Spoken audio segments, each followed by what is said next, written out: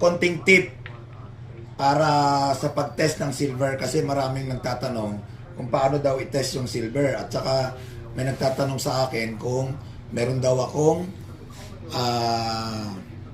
solution para sa silver testing. Ngayon tuturo ko sa inyo yung pinakasimple. No, ito meron tayo itong silver. Kuskus lang natin yan sa Blackstone. So yan guys. Then lagyan natin ng nitric acid.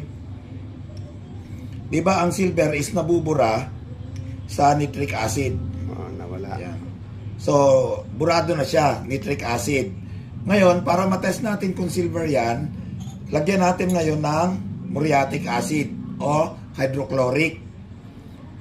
Pag ito nagkulay ulap, nag-white, silver po. Yan. Ganyan dapat lumabas para malaman natin kung silver. Ayan guys, ganoon lang kasimple. Ngayon kung hindi siya nagganyan, yung kulay niya, hindi yan silver. Alright? Thank you, yun lang.